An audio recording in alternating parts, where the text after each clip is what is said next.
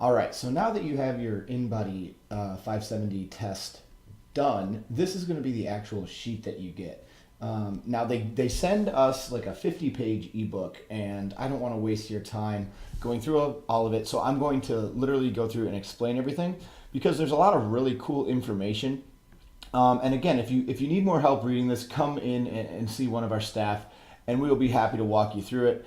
As hopefully they will be a little bit more versed on this than you are. But keep in mind, I've read the ebook now twice to try to retain all the information, so I have some notes written down here for as I go through it. So if you hear some paper rustling, that's what it is. Let's start right through it. So at the top, it says ID. Now, if you are a 12-month member, when it asks for the ID, like in the how to use it video, make sure that you type that in, even if you are just doing a guest test. So if you don't have a full-time account, so if you're not a 12-month member, it's not a big deal. You can still track this periodically. You just won't get this little box here, but you can still compare them if you put the sheets side by side. So don't really worry about that. If you are using the ID, that's where that would go.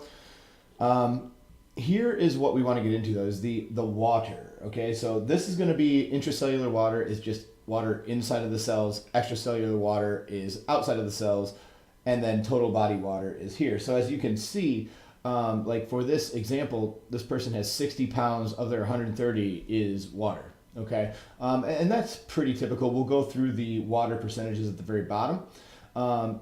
Dry lean mass, again, this is going to be a good way to be able to indicate muscle gain. However, there is a little bit more accurate way, which I'll go over later, but this is going to be an important number because this plus your total body water is going to equal your lean body mass. So everything in your body that is not fat is going to be your lean body mass. So if you'll notice, whenever we do like a challenge and we base your macros around your lean body mass, this is the number we're trying to get to. So notice this person, of their 130 pounds, their lean body mass is 82 pounds. So a lot of times, at least good nutritionists tend to use this number as their basis for caloric intake instead of, say, total body weight. And I'll get into that in a little bit. So the weight, obviously this is very self-explanatory. This is just how much you weigh. Now you're going to see this up here where it says 100. All this is your percentage against normal. So for your normal height, this would be a normal weight. And as you can see, they're still in the gray. So they're about 100 and it looks like about 10 to 12, about 112% of what normal weight is for someone who's 5'1", okay? Now this doesn't really mean much, but this graph as a whole is really what we're really trying to look at. And I'll explain that in a second. There's skeletal muscle mass. So as you can see, this person is under 100% of average. So they're just in 90. So nothing too big to worry about here. And then their body fat mass is, again, 48 pounds. So it is a significantly higher percent than it should be. As you can see here, they are about 220% of what the normal body fat mass would be. Okay.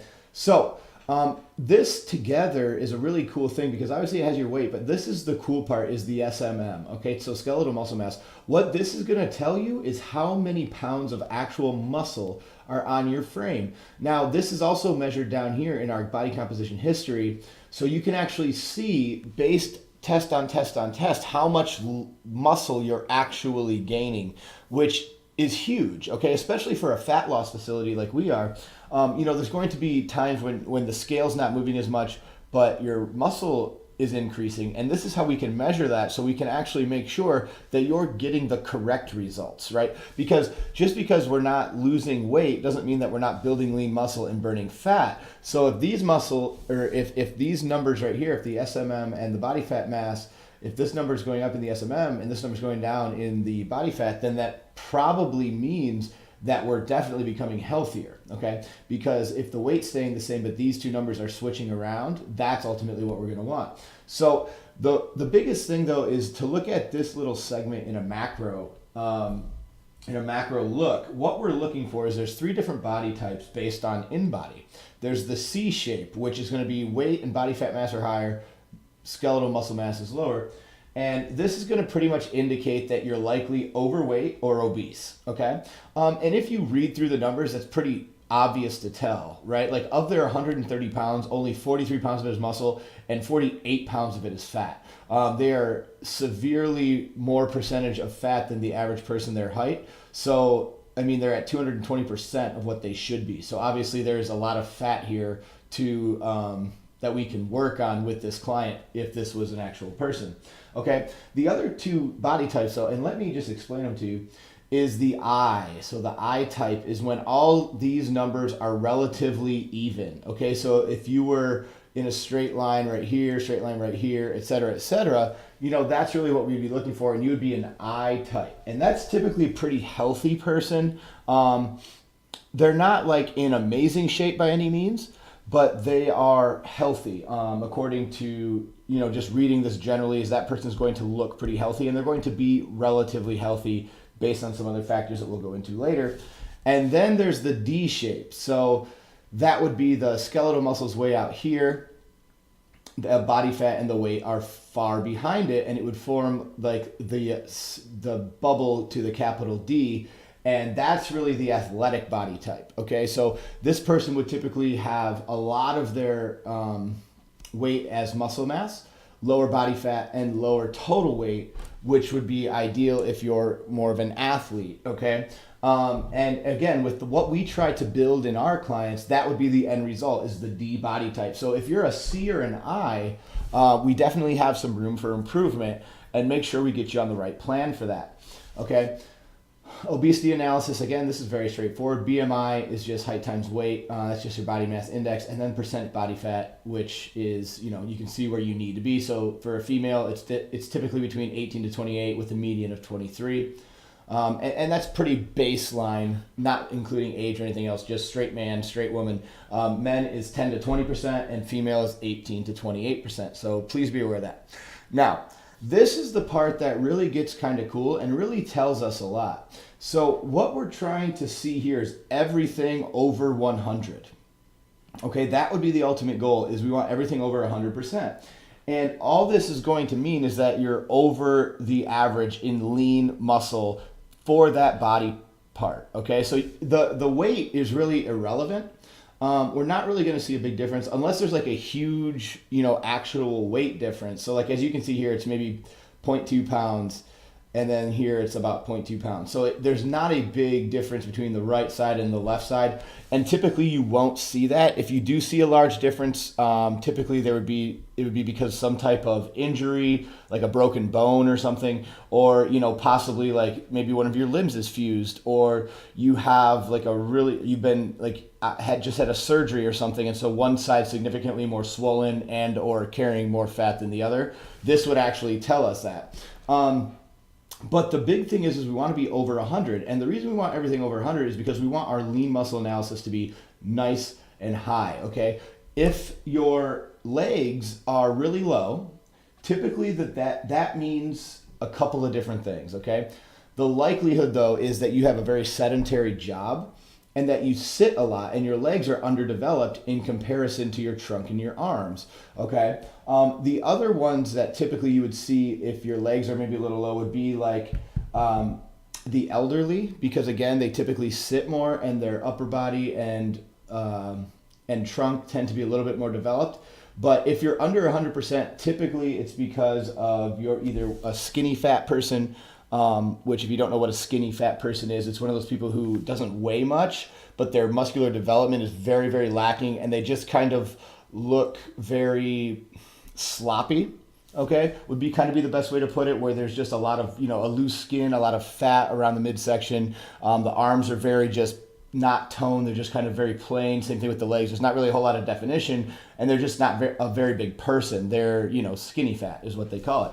And then the elderly. So it's the elderly, people who have sedentary lifestyles or jobs, and then skinny fat is typically the three you're going to see with underdevelopment here.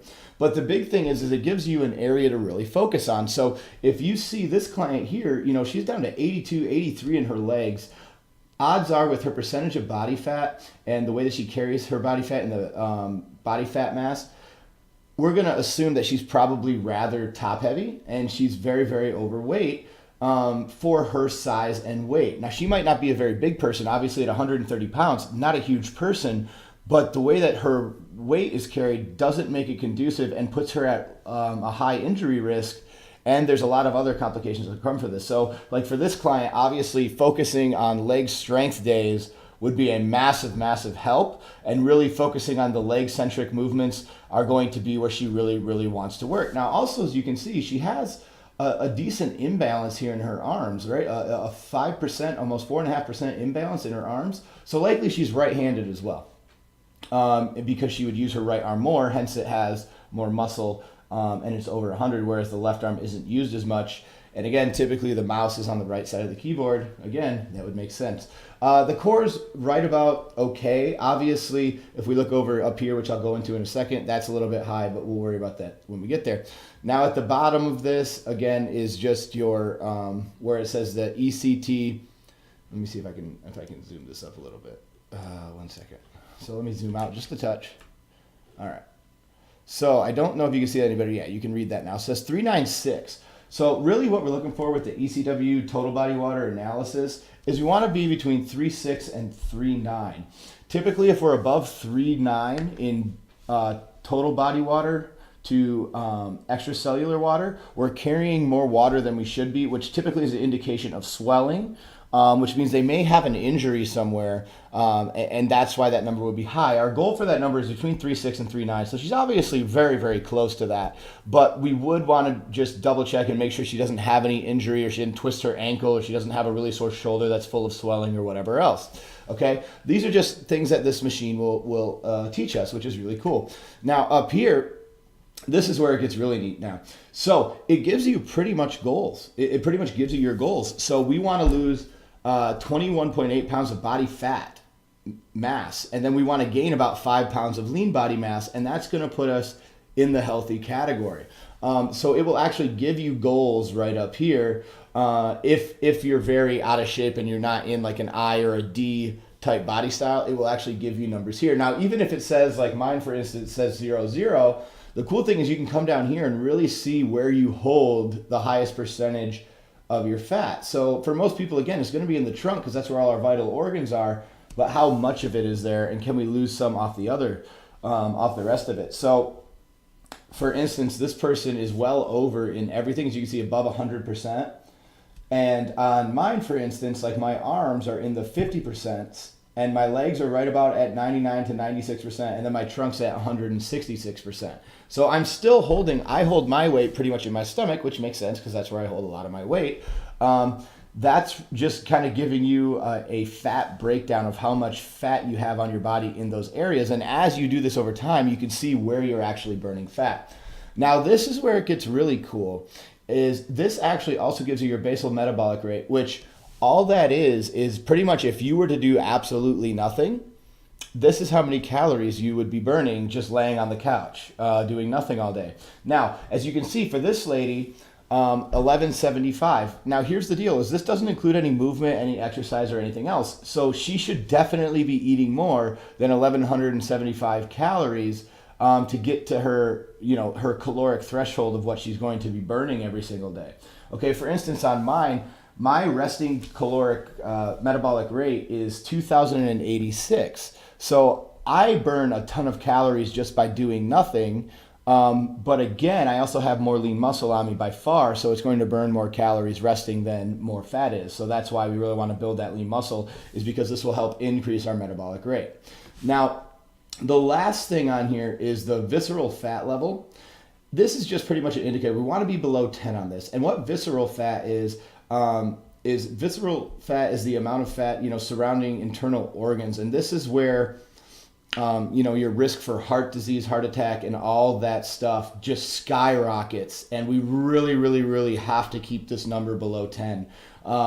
Typically 5 is amazing, but 10 and below is really where we want to be. If you're above 10, you really, really have to get that under control, because that's going to make the biggest difference from an overall heart health and organ health and just body function.